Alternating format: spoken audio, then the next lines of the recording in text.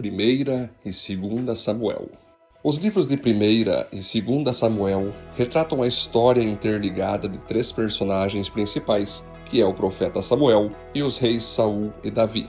Samuel foi consagrado por sua mãe Ana como promessa que tinha feito a Deus, que se engravidasse o entregaria aos serviços da obra sacerdotal. Samuel foi treinado então, desde pequeno, pelo sacerdote Eli, e foi um grande profeta, que inclusive condenou Eli e seus filhos com palavras direcionadas por Deus. Samuel foi o último juiz da era dos juízes, antes do início da era dos reis de Israel. Samuel nos inspira como cristãos a termos uma vida de intimidade com a voz de Deus e termos a coragem de liberar essa palavra para todos que ele nos enviar, doa quem doer, custe o que custar.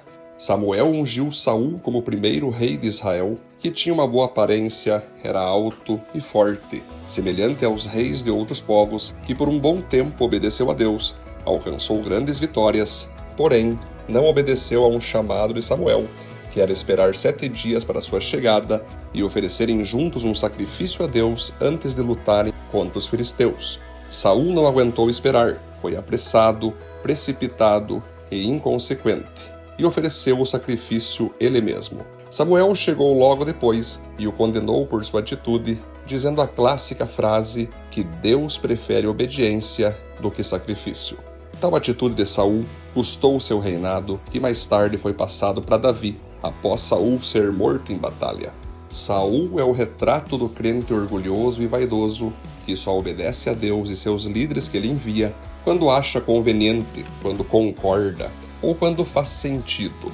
Mas na primeira pressão, que envolve confiar em se entregar 100% em confiança a Deus, sem reservas e sem entendimento, já se autopastoreia, espiritualiza sua desobediência e ignora a total vontade divina para sua vida, pois obedece a si mesmo e suas vontades, e não a Deus e sua vontade divina.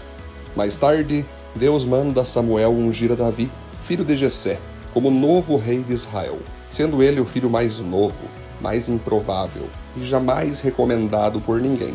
Deus escolher Davi foi uma lição para todos nós, que enquanto os homens valorizam e confiam na aparência, na força, na oratória e tantas coisas que podem ser enganáveis em seres humanos, Deus olha e valoriza o coração, não a ostentação.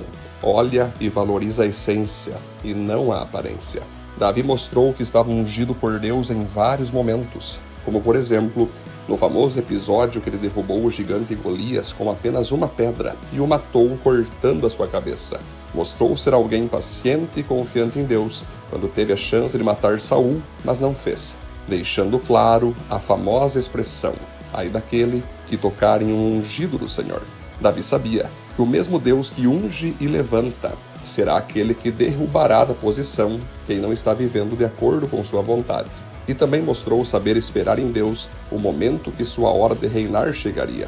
Davi mostrou que, apesar de ser um homem de Deus, se não estiver orando e vigiando o tempo todo, pode cair em pecados terríveis, como aconteceu quando se relacionou com Betseba e mandou facilitar a morte do esposo dela, chamado Urias, para tentar esconder a gravidez de tal mulher.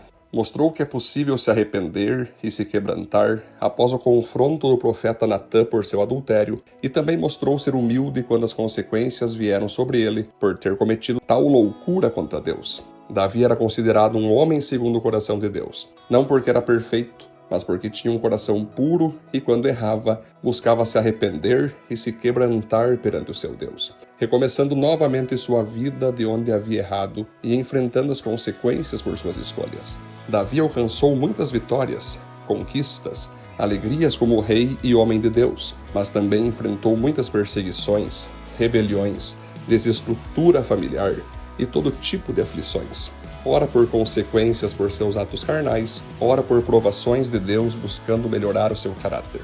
De todo modo, Davi morreu em boa velhice, mas antes passou o trono do seu reinado para seu filho Salomão, que já havia sido escolhido por Deus ainda antes, para iniciar o projeto da construção do primeiro templo dedicado ao divino, onde ali ele seria adorado e celebrado.